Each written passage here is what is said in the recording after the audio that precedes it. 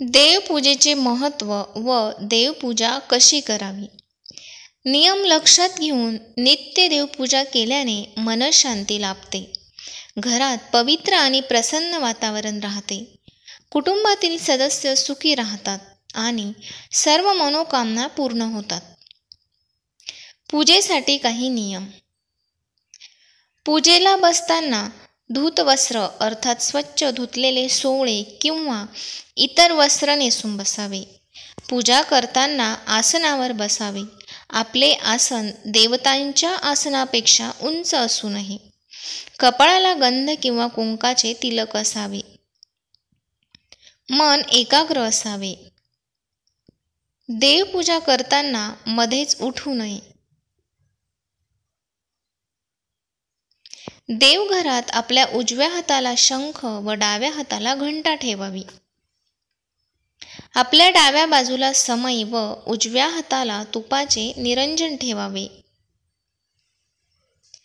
फुले वाहताना कायम देठाची बाजू देवाकडे करावी. विड्याची पाने कायम उतानी व देठ देवाकडे असावे. नारळाची शेंडी सुद्धा देवाकडे असावी. यानंतर आपण बघूया षोडशोपचार पूजा म्हणजे काय. 1. आवाहन, 2. आसन, 3. पाद्य, 4. अर्घ्य, 5. आचमन, 6. स्नान, 7. वस्त्र, 8. यज्ञोपवीत, 9. गंध, 10. पुष्प, 11. धूप, 12. दीप, 13. नैवेद्य, 14. प्रदक्षिणा, 15. नमस्कार आणि 16. मंत्रपुष्प. यानंतर आपण बघूया सविस्तर पूजाविधी. प्रथम आचमन करावे. डाव्या हातात पळी घेऊन त्याने उजव्या हातावर पाणी ओतून ते पाणी प्राशन करावे. ही कृती 3 वेळा करून एकदा उजव्या हातावरून ताम्हनात पाणी सोडावे. पूजा करताना तसेच कोणतेही शुभ कार्य करताना कपाळी तिलक धारण करावा. स्वतःला तिलक लावताना उजव्या हाताच्या मधल्या बोटाने लावावा. देवपूजेच्या अंतर्गत कलश, शंख, घंटा, दीपपूजन करायचे असते. प्रथम पूजेसाठी घेतलेल्या पाण्याच्या कलशाचे पूजन करावे. मंत्र ज्ञात नसल्यास स्मरण करून कलशाला गंध, अक्षता, फुलं वाहावे. त्यानंतर शंख पूजन करावे. गंध, फुलं वाहून नमस्कार करावा. शंखाला अक्षता वाहू नये. त्यानंतर घंटेचे पूजन करावे. घंटा वाजवावी. दीप पूजन करावे. ब्रह्मस्वरूप दीप किंवा समईचे पूजन करून नमस्कार करावा. शुद्धी म्हणजे पूजन झालेल्या शंख, कलशातील थोडे पाणी एकत्र पळीमध्ये घेऊन तुळसपत्र घेऊन सर्व पूजा साहित्य व स्वतःवरती प्रोक्षण करावे अर्थात पाणी शिंपडावे. ध्यान किंवा स्मरण करावे अर्थात ज्या देवतेची पूजा करणार त्या देवतेचे स्मरण करावे. दररोजच्या पूजेत आपल्या कुलदेवतेचे स्मरण करावे. षोडशोपचार पूजा या प्रकारे करा. नंबर 1. आवाहन. देवाचे नाव घेत देवाला आवाहन करावे. या देवाला अक्षता वाहाव्या. 2. आसन. देवाला बसायला आसन द्यावे. 3. पाद्य. देवाचे पाय धुवावे. 4. अर्घ्य. गंध, फुलं, नाणे, सुपारी एकत्र घेऊन पाण्याबरोबर देवाला अर्पण करावे. 5. आचमन. देवाच्या मूर्तीवर पळीने पाणी सोडावे. 6. स्नान. देवाला पाण्याने स्नान घालावे. पंचामृत स्नान.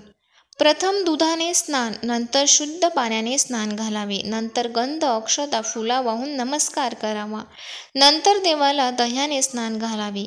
नंतर शुद्ध पाण्याने स्नान घालावे. नंतर गंध, अक्षता, फुलं वाहून नमस्कार करावा.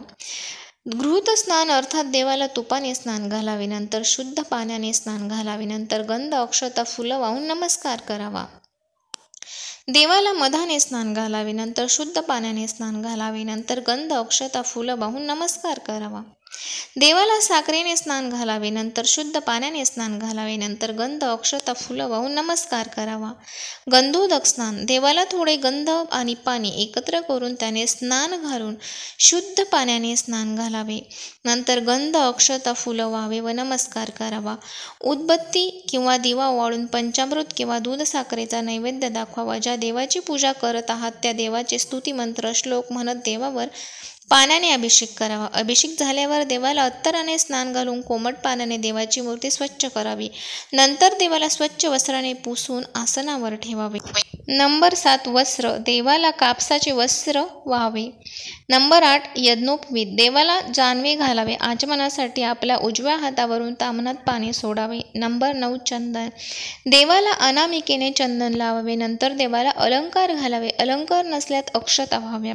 परिमल द्रव्य अर्थात हळद, पिंजर, शेंदूर, अबीर देवाला वाहून अत्तर लावावे. नंबर 10 पुष्प.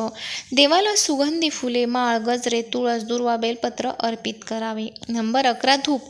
देवाला उदबत्ती ओवाळावी. नंबर 12 दीप. देवाला शुद्ध तुपाचे निरंजन ओवाळावे.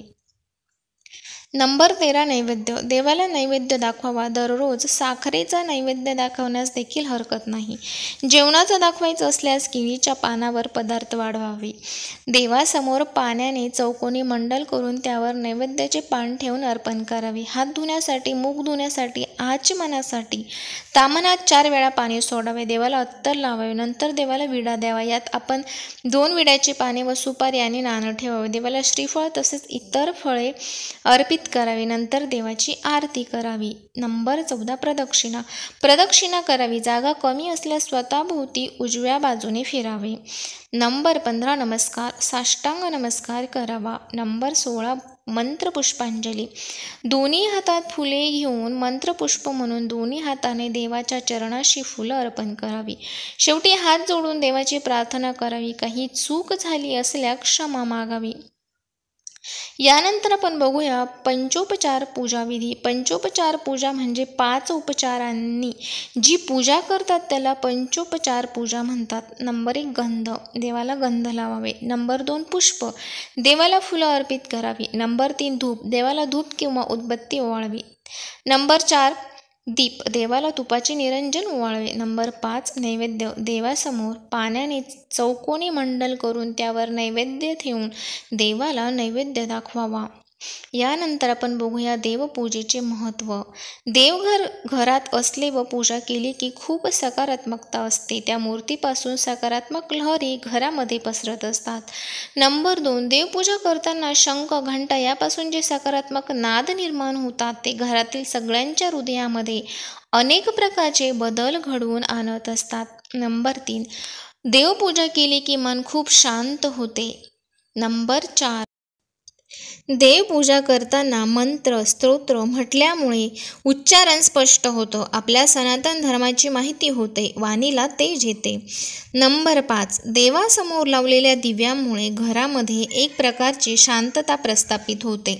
नंबर 6 देवपूजा करताना आपण देवासमोर हात जोडतो. प्रार्थनेत परमेश्वराकडून येणारे सकारात्मक स्पंदन दोन्ही हातांद्वारे शरीरामध्ये पोहोचली जातात. नंबर 7 पूजेमुळे घरातील लहान मुलांवर चांगल्या प्रकारचे संस्कार होतात. नंबर 8 देवपूजा केल्यामुळे घरातील ताणतणाव, संकट, दुःख यांचे हरण होते. फक्त याकरता संपूर्ण विश्वास असणे गरजेचे आहे. देवपूजानंतर आपण जो प्रसाद ग्रहण करतो त्याची चव अत्यंत अवीट असते. त्यामुळे मन आनंदी होते. व्हिडिओ आवडला तर लाईक, शेअर आणि सबस्क्राईब नक्की करा. धन्यवाद.